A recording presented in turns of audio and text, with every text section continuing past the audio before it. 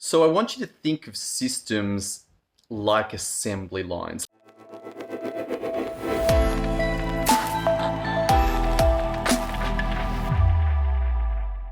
Let's go back to the time when Henry Ford first created the assembly line. I mean, this was transformational in terms of increasing production. And certainly there may well have been significant benefit in terms of craftsmanship from someone going through and just working on a single vehicle, but the downside was just production was so slow.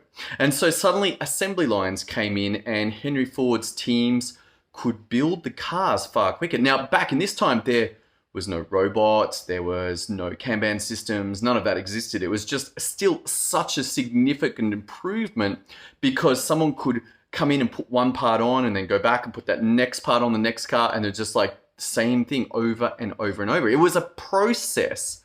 And as that car went through that series of processes, then it got built. And this is very similar to systems. Remember what we discussed yesterday. If you haven't watched yesterday's post or listened to it, then I invite you to go and do that because I gave you a definition of a system. And that means that the execution of those processes causes a result, just like on the assembly line. Process, process, process, process, and out comes a result. Now, when you think of systems like this, then I want you to expand out your vision of this, your imagination of this into your business. You see, your business has a whole lot of systems going on. And in that case, we should think of them like a whole lot of assembly lines. And you could even organize them. How cool would that be? Like, imagine you had like a little factory. I know like climate change and all that. So factories, let's imagine that it's solar powered and it's super efficient, but you've got a bunch of factories. You've got one called marketing and one called sales and one called advertising, one called fulfillment. And then when you get better and those ones are all operating, then some other ones start to come online. They might be dormant at the beginning, not really needed, but suddenly later on optics and team and accounting and taxes and legal and how much cash you take out at the end of the day. Like all of these little factories. And inside some of them are small and some of them big, and some of them have systems or assembly lines that have a lot of processes, and some that only have a few processes.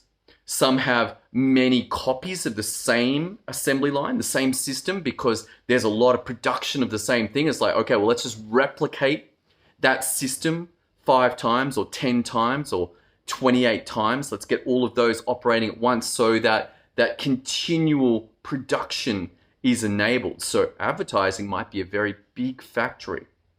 But some factories will take a long time to do anything. For instance, sales. Sales often will be the creation of funnels or creation of email campaigns that sell for those funnels. And they may take significant amounts of time.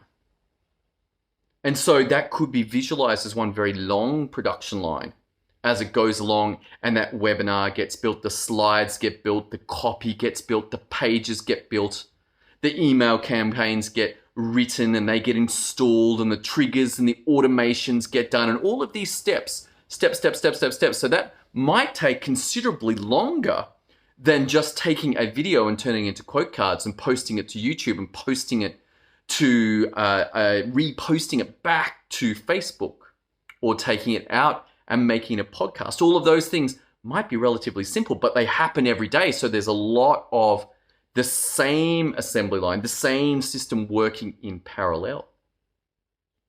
And the interesting thing is, at the beginning, you can get by with none of this documented, just muddle along, and as the system gets generated, fix things and okay, yeah, we need to put this and we need to put that. Oh no, that's in the wrong order. Let's fix that. And so there's a lot of problem solving and troubleshooting. But usually what happens as a business grows, none of that's documented. The systems aren't documented. They're not written down. And so all of that know-how, all of that wisdom gets lost. Why? Because there's no structure to document all of these assembly lines. And this is where businesses run into big problems. Suddenly they expand and expand and expand. And what worked at a smaller level doesn't work when you've got multiple factories trying to produce all at once, and suddenly there's errors and there's backlogs and there's bits and pieces falling off a vehicle. And it's like, why doesn't that door stick on? Oh man, well the door was late and then we kind of welded it poorly. But that's your system. It's not a vehicle, but it is your system. And this is when you know that you must sort this out. If you need help with this, head over to systemio.dev. Look forward to seeing you on tomorrow's episode as we continue this journey into the power of systems to create results. See you then.